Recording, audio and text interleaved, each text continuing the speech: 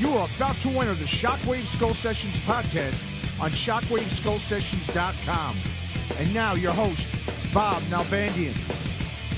All right, Matt, you ready to start off the second round? Let's do it, Bob. Second round of the Shockwave Skull Sessions podcast. Of course, I'm here with my producer here, Matt Hartnett, producer slash co-host. Oh, wow, because, speaking of producer, that title, we were talking to the guys from the Classic Metal Show last week, and I think Neely was asking you, Bob, is Matt a real producer or a fake producer? But it got me thinking. I was like, you know what? I think they're catching on. I think everyone knows, man. I'm a Pino, dude. I'm a producer in name only. Pino. A Pino. I like that. I Yeah. haven't heard that. Yeah, but I think what it is, That's I think, your new title. Yeah, because I think Matt the Pino. The Pino, because I think you're selling me short. I mean, can I be like executive producer maybe? I think it has a little more like, cachet to it, a little more prestigious sounding, or, of course, it makes me sound more important than I really am, but... I like the Pino. I like the Pino. I think I'm a Pino, right? I embrace the Pino, that term. I like it, but yeah. Yeah. Anyway. That's actually from an old joke about Wheezy, the fake producer. And Wheezy's done a lot of stuff.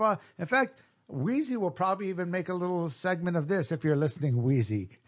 He did a cool thing for the Bam vs. Brand movie too. Oh yeah, at the end. Oh, yeah, cool. yeah. Nice, really nice. good guy. Fake Awesome. producer, but he's still a good Hey guy. man, I'm all about the fake producers. So you're not man. the only fake producer around now. I wear that Wheezy. with a badge of honor on Matt my. got yeah. called out by the Classic Metal Show. Hey, there's nothing to be ashamed of being a Pino. I'm the Jeff Flake of producers. That's what I am. There you go. And I'm the Ed Wood of movie making. How about that?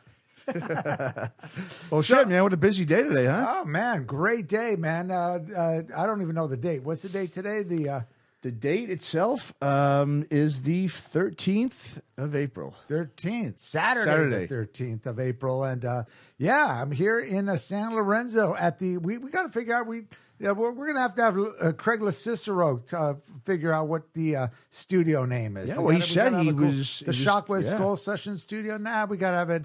Gotta catch your name. So we just interviewed the great Craig LaCicero earlier today. He actually came out there. We made him the guinea pig. We wanted to have an actually in-studio guest, so our first in-studio guest here. Great time too. Good guy, really good guy. Yeah, Craig. really cool. And he lives just 5 minutes away from here, Yeah. so he might show up as a regular. You never know. So they went out to the Violent show tonight. I actually might go check out the show tomorrow. The little matinee show they're doing. Craig invited me out, so we might check that out. And then after the interview with Craig, man, I went with my partner Alex for the my camera guy for the Inside Metal series. And the Bam vs. Brand, and we shot a great interview with Jason Becker. We went up to Jason Becker's home in Richmond, spent a good 2 hours there with him. And, of course, I worked with Jason back in, when he first came around with Cacophony, right? because I was, working with Marty Friedman. And Jason lived in LA for a short time. And,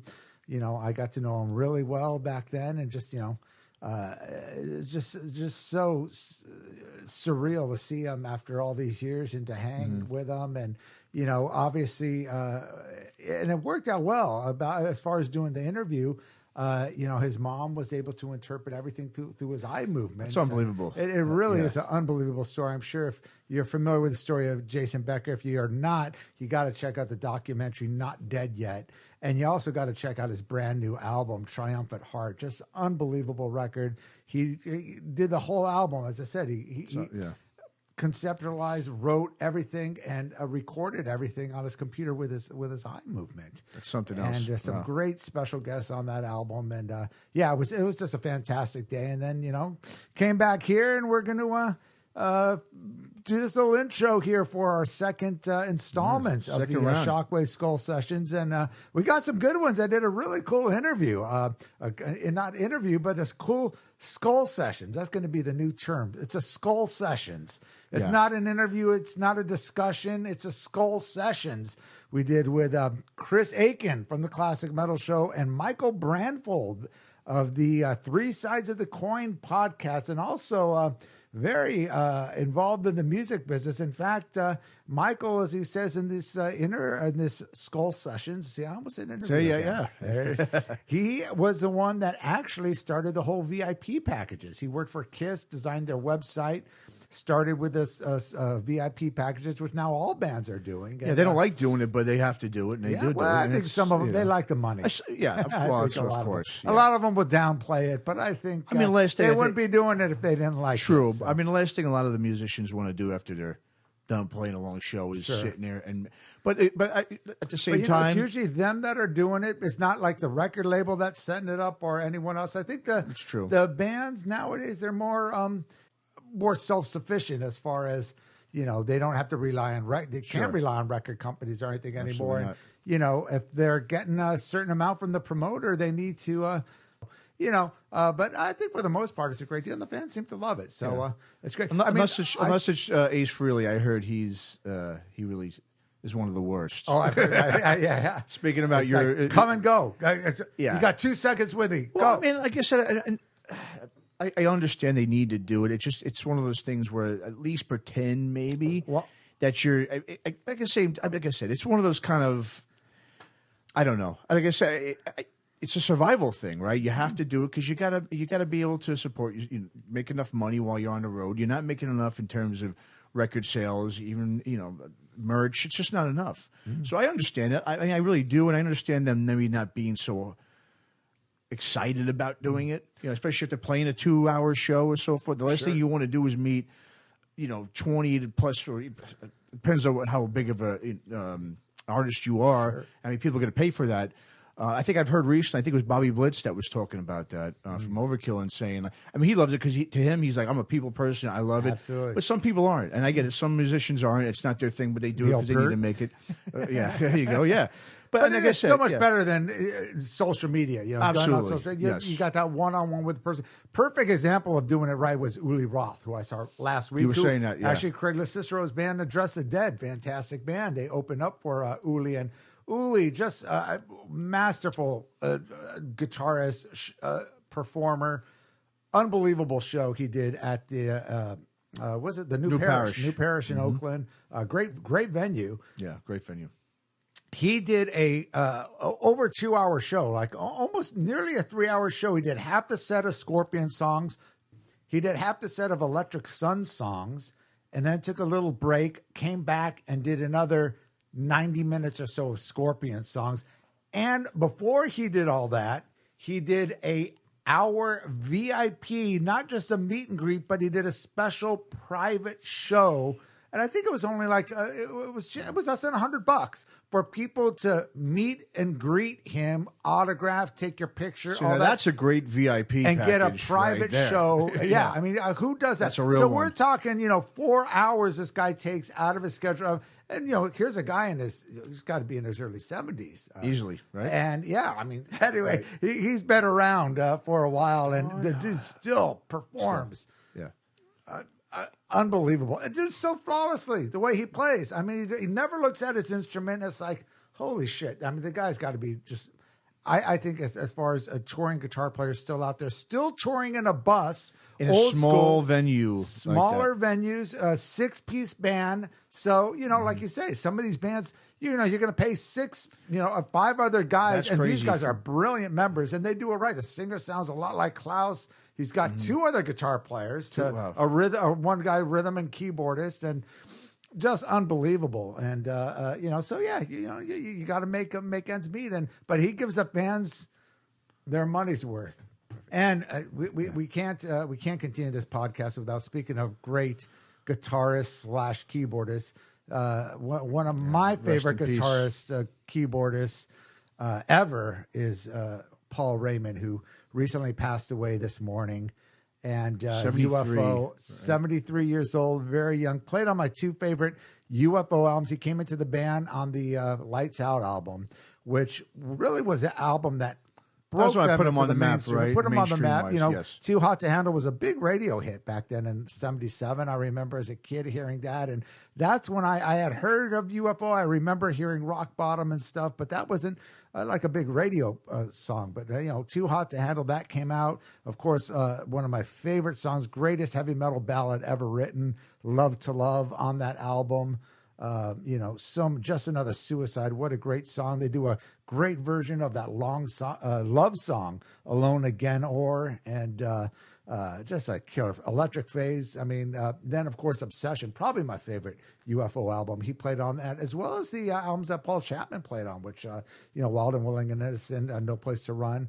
Paul Raymond was a part of UFO's most successful period, and just an amazing. And he, of course, played with MSG too. Played on a couple of the MSG records, and very sad. And what was the ironic thing? I think I was telling you, I was actually reading something on from Facebook. There was an article on the from Rolling Stone magazine talking about how when should bands retire, and is touring killing these artists? And they were talking about Ozzy Osbourne having to cancel all these shows because he's ill with pneumonia. They talked about like Bob Seger, and they talked about Mick Jagger or the Rolling Stones. They're all canceling shows. And I'm reading this article, and I get a text from my buddy John Stranansky this morning that Paul Raymond died on tour with UFO. I guess they had just taken a break from the tour. He was back at home, fortunately, with his family. But playing the road at that age, man. Yeah, and that's why again, I give it to it's- Uli Roth playing and hitting, God.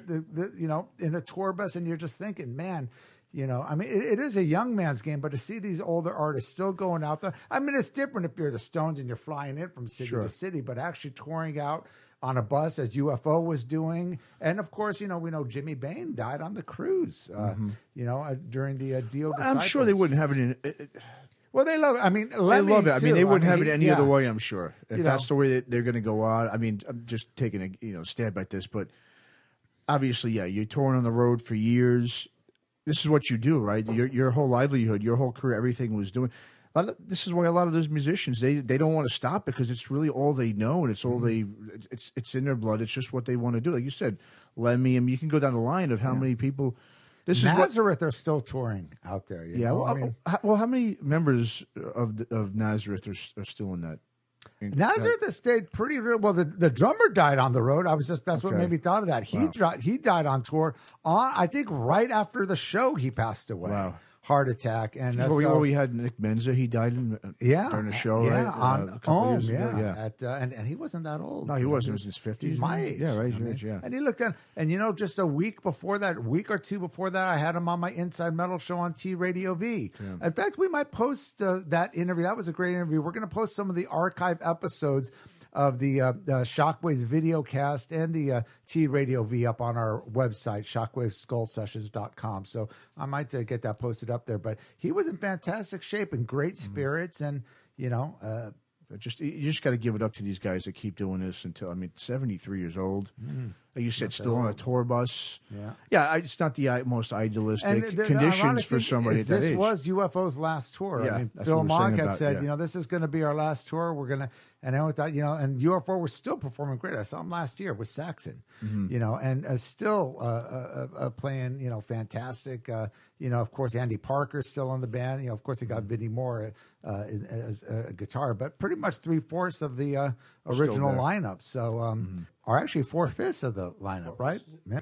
Well, speaking about classic icons here, Ian Anderson, you had recently interviewed him for the Shockwaves Hard Radio podcast. And he's playing. He's on tour as well. This is a 50th anniversary, I believe, Absolutely. for Jethro Tull. Yeah, he's coming into town, and he's still playing. And that guy's looking great as ever, man. And that was one of my bucket list interviews. Not that I was the hugest Jethro Tull fan. Loved the band. Absolutely, but just the guy's an absolute icon. Him and when you got people like Richie Blackmore and Tony Iommi and people saying that this is the guy, this is what influenced me, Steve Harris from Iron Maiden, all these people looked up to him as being the icon. Even Richie Blackmore, he was my icon, and he's saying no, Ian Anderson was what we looked up to when Rainbow started, and we're doing that medieval style of music, and just an absolute icon, one of the smartest, most intelligent men I've ever met. And I was a bit nervous on that interview, but what a great guy. You were telling me that he actually played. This is because I was like talking about, man, that he's like never really, how all these bands do, stuff like they'll play with hip young artists, or they'll do some reality show or something to stand Something current a little or something off like the that. beaten path. And yeah, I said, you never hear about that with Ian Anderson, but you actually said he played with a New York hardcore He band. did. He played. Well, they're like a New York hardcore sort of punk goof band. Just one of those bands. A lot of them came out in the 80s and 90s. Just a humorous type of band. They're called the Six and Violence. They're out of So were they Queens. kind of like an SOD or not that? Yes, similar to that, but probably not as heavy as that. But yes, a little more on the, just more goofy. Right. Called the Six and Violence. A song called Bursting Bladder has sort of like a Frank Zappa kind of feel song to it. It featured Scotty and Danny DeLilker from Nuclear Assault and Anthrax there. Which I didn't realize at the time. When I first heard it, I'm like, because Ian Anderson supposedly has not really done too many appearances I don't on know other really people's of any, records. I think he's done maybe 3 or 4, and it just amazed me because this is like a very obscure band. He did, that nobody really knows of, and we were listening to a video of him talking about it, and he was kind of making them sound like they're more eclectic than the band really was. Right. I don't know if it was maybe because it was something Zappa, new Captain there in the Beefheart, 90s. Yeah, maybe it just kind of reminded him of Zappa and Captain Beefheart he talked about too. Unexpected for sure. Yeah. So anyway, for this week, I want to thank all you guys. We are on iTunes now. Yes, finally. A lot of people there. were asking. It took us about a week, so definitely subscribe on iTunes and write a review. There's a little area to write a review and do a rating, and that definitely helps the placement. So you can subscribe and get all the future episodes. And we're gonna try to post at least a couple, 2, 3, maybe 4. This first week we posted 5 great episodes. Of course, we did the one with Ian Christie and Howie Abrams, I think was the last one we did. We did Monty Connor and Martin Popoff, 2 of our regulars, battling it out, and we're going to have them back up many times. We've gotten lots of responses from Martin in his defense of the Deep Purple. And we'll be getting a lot more, I'm sure. And we did 2 with Patrick Scott, one with you and one with my old buddy Mike Murray. If you want to hear some great classic stories about how Lars Ulrich hit up Patrick's dad for $10,000 or whatever $10,000 loan back in 1981 before Metallica was really actually formed in the forming stages over dinner. That's a great one. Can you imagine that? Like somebody proposing your father. Can you imagine $10,000 in my band? That's so. That's so large, though, isn't it? I was going to say, that's great. So there's some good stuff on there, and we're going to keep it pretty consistent. We're going to have some archive episodes. Like I said, we're going to post the old Skull Sessions. Everyone's been asking about those. Where can I hear those old Skull Sessions? So we've got them. We're going to post some, give you little teasers here and there. So some archives of that. I think we'll, like I said, do some of the video casts we'll post and some maybe of the old T Radio V stuff, just to keep it exciting. We got the website. And it's up and running. It's very now. basic. All it really has right now is just all our current episodes. But it's going to start expanding. Just be patient. I'd say another month, it should be totally up. Everything should be full to go. Skullsessions.com. And we'll have all the T Radio V episodes that you had done before they're on there. We're going to have all the archives, as many as we can get. So yeah, just keep an eye out. But for right now, it's just very basic, and we're going to keep it chock full of fun every week. Every week, that's our goal here. Absolutely. That's right. Yeah. And we got the Facebook page. Instagram we're on now. We just got hit. Dude, look at us, man. I thought I would never get on Instagram. That's what happens when you have a fake producer. They get you on. There's nothing better than having a fake Instagram producer, man. The Pinos are the best, dude. I guess so. I'm getting, I thought I was an old man, but now I'm getting hip, dude.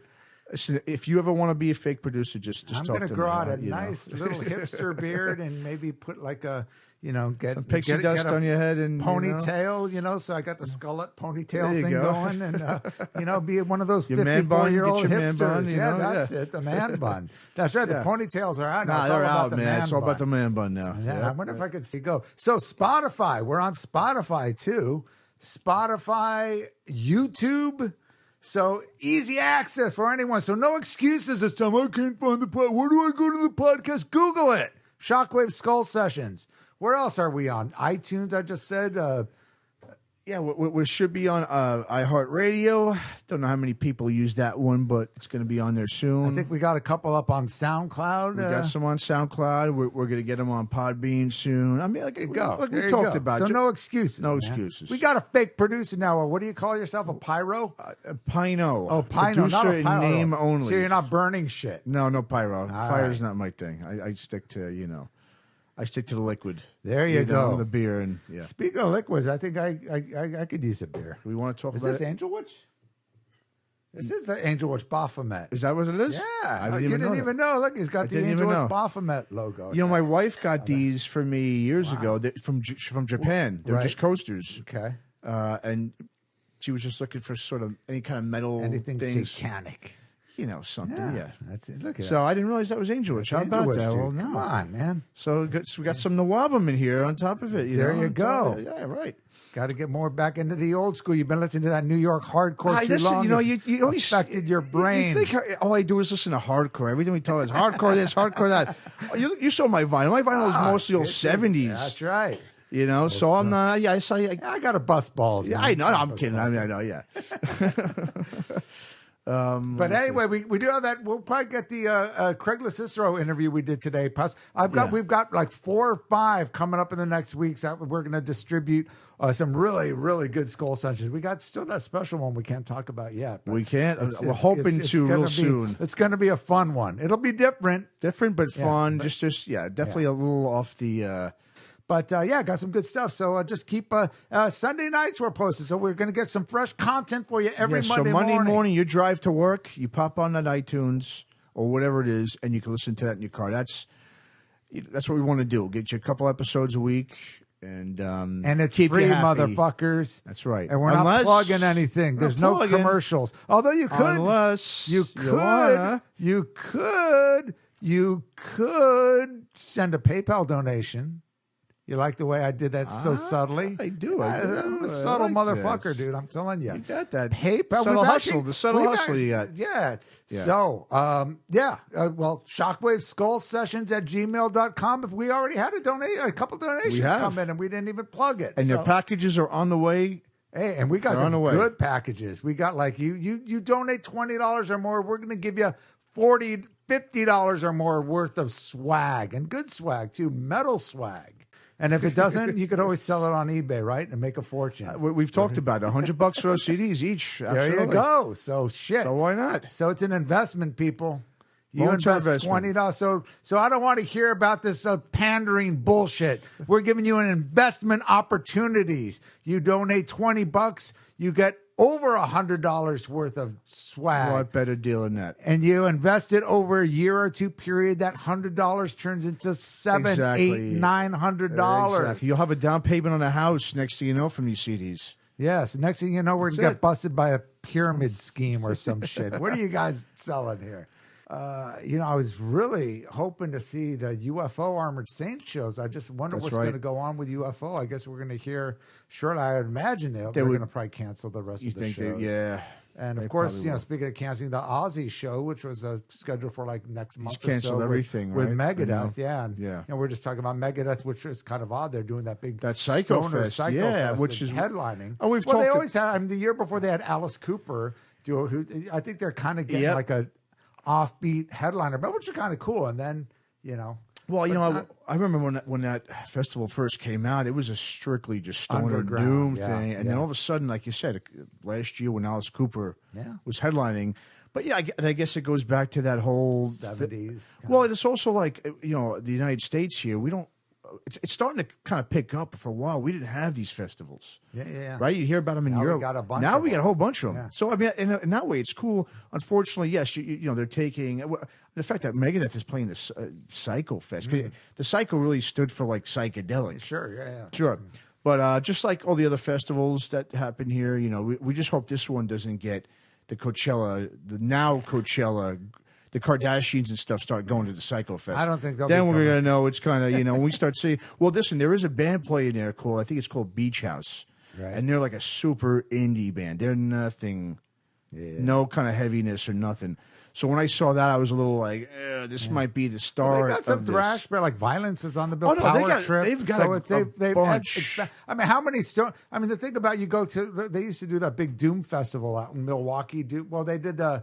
Oh, the Milwaukee Metal Fest. Well, they did the Milwaukee Metal Fest. I think they did a whole Doom They had a Doom one too? Okay. Either in New Jersey or something. It's like, you know, how many bands, it's like hearing a fucking Sleep album on instant replay of just one, you know, for 10 fucking hours. Well, exactly, you know? yeah, exactly. It puts you to sleep, man. Yeah, Literally, I mean, it puts you to have sleep. to mix it up a little bit, you know.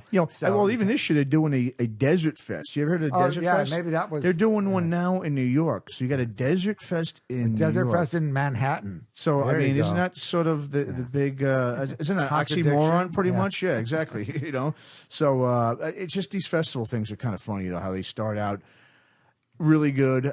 I'm just kind of like, Well, they're doing the Metropolitan Festival in Palmdale, too. You hear really? about that? Yeah. Oh, yeah, with all the, I know, it was good.